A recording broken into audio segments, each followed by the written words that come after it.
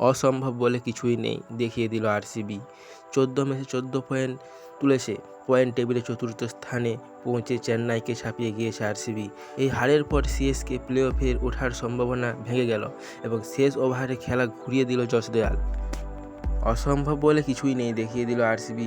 Royal Challenger Bangalore টানা 6 ম্যাচে 6 match জিতে প্লে অফের জায়গা করে নিল। আইপিএলের ডু অর ডাই ম্যাচে চেন্নাই সুপার কিংসকে 27 রানে পরাজিত করে চতুর্থ স্থান থেকে প্লে অফের টিকিট জিতে নিল আরসিবি।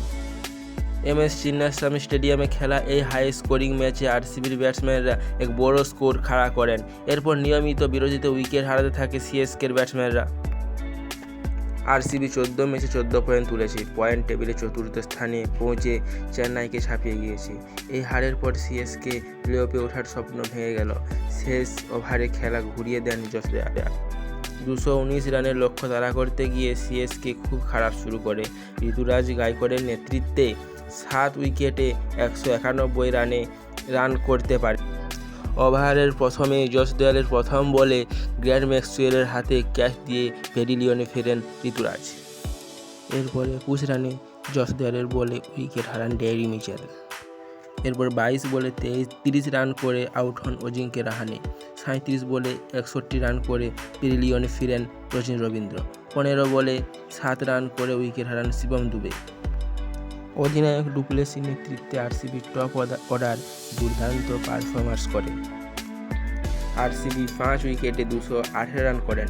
ডু প্লেসি 39 বলে 54 রান করেন এবং বিরাট কোহলি 47 রান করেন 29 বলে। রজত পাটিদার 23 বলে 41 রান করেন এবং ক্যামেরন গ্রিনও 17 বলে 38 রান করে অপরাজিত থাকেন। এই দিন বৃষ্টির কারণে 40 মিনিটের জন্য খেলা বন্ধ করতে হয়েছিল।